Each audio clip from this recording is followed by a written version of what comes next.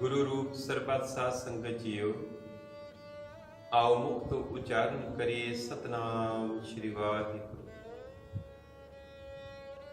गुरबाणी का फरमान है, खेत शरीर जो बीचिए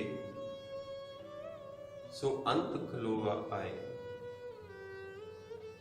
कि इस शरीर रूपी खेत विचों असी जो भी बीजते हाँ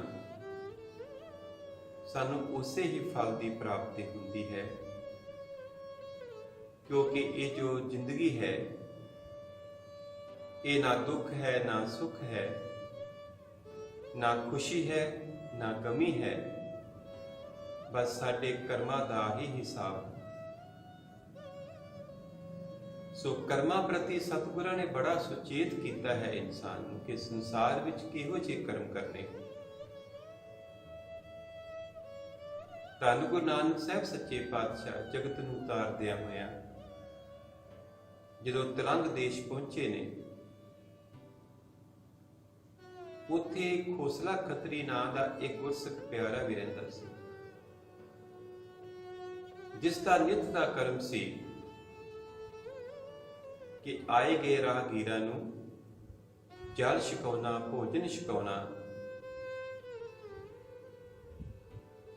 जदों धन गुरु नानक साहब पातशाह उत्थे पहुंचे, सेवादारां ने जाके खोसले खत्री नूं दस्सिया कि साधु महात्मा आए ने, चेहरे ते बहुत नूर है, तुसीं भी आके दर्शन कर लो।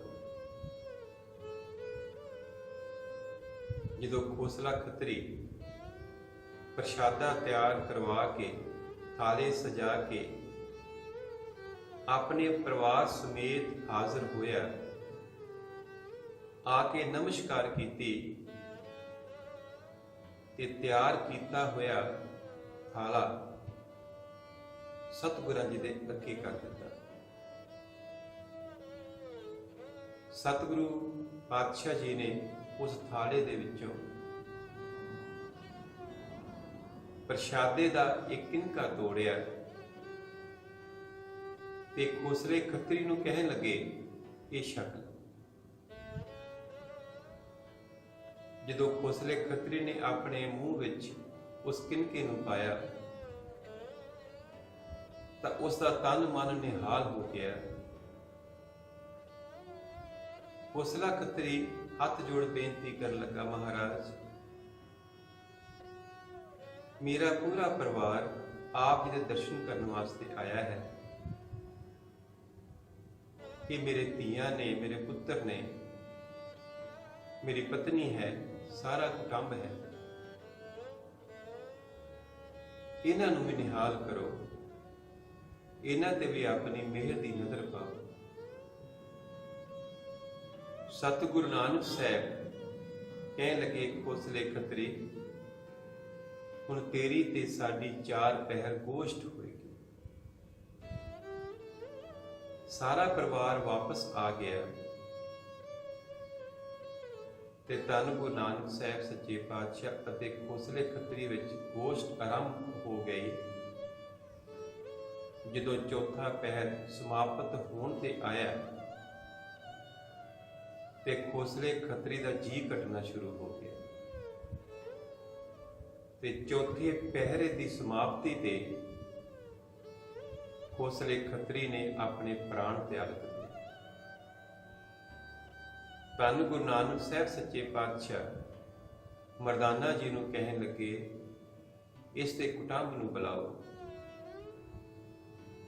जदों सारा परिवार हाजिर होया, परिवार ने हथ जोड़ बेनती की, वाहिगुरु सच्चे पातशाह इन्हां ने सारी उम्र बहुत सेवा की है ते कृपा करो इन्हां नूं हुण मुक्त कर दो। धन गुरु नानक साहब भाई मरदाना जी नूं कहन लगे, इसका बेबान तैयार करो। बेबान तैयार किया गया ते जदों बेबान तैयार करके ਮੜੀਆਂ ਦੇ ਵਿੱਚ ਲੈ ਕੇ ਆਏ ਤੇ ਸਤਿਗੁਰੂ ਨਾਨਕ ਸਾਹਿਬ ਸੱਚੇ ਪਾਤਸ਼ਾਹ ਜੀ ਕਹਿਣ ਲੱਗੇ, ਮਰਦਾਨਿਆਂ ਰਵਾਬ ਵਜਾ ਉਸ ਨਿੰਕਾਰ ਦੀ ਬਾਣੀ ਆਈ। ਉਸ ਵਕਤ ਜੋ ਸਤਿਗੁਰੂ ਨਾਨਕ ਸਾਹਿਬ ਜੀ ਨੇ ਸ਼ਬਦ ਉਚਾਰਨ ਕੀਤਾ, ਧੰਨ ਸਿਰੰਦਾ ਸੱਚਾ ਪਾਤਸ਼ਾਹ ਜਿਨ ਜਗ ਤੰਦੇ ਲਾਏ। ਜਦੋਂ ਇਸ ਪਾਵਨ ਸ਼ਬਦ ਦੀ ਉਚਾਰਨ ਹੋਈ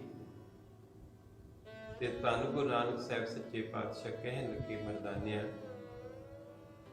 ਇਹ ਪਾਵਨ ਸ਼ਬਦ, ਇਹ ਬਾਣੀ ਜਿਸ ਮ੍ਰਿਤਕ ਦੇ ਕੋਲ ਪੜ੍ਹੀ ਜਾਏਗੀ ਉਹ ਮੁਕਤ ਹੋ ਕੇ ਸੰਸਾਰ ਤੋਂ ਜਾਏਗੀ। ਸਾਹਿਬਾਂ ਨੇ ਬੜੀ ਕਿਰਪਾ ਕੀਤੀ ਇਸ ਜਗਤ ਨੂੰ ਤਾਰਨ ਵਾਸਤੇ, ਸਾਡੀਆਂ ਭੁੱਲਾਂ ਨੂੰ ਬਖਸ਼ਾਉਣ ਵਾਸਤੇ। ਧੰਨ ਗੁਰੂ ਨਾਨਕ ਸਾਹਿਬ ਸੱਚੇ ਪਾਤਸ਼ਾਹ ਜੀ ਨੇ ਬਹੁਤ ਯਤਨ ਕੀਤੇ ਕਿ ਇਹ ਇਨਸਾਨ ਸਮਝ ਜਾਵੇ ਕਿ ਇਸ ਸੰਸਾਰ ਵਿੱਚ ਕੀ ਕਰਨ ਆਇਆ ਹੈ ਤੇ ਕੀ ਕਰ ਰਿਹਾ ਹੈ ਤੇ ਇਸ ਨੂੰ ਕੀ ਕਰਨਾ ਚਾਹੀਦਾ ਹੈ।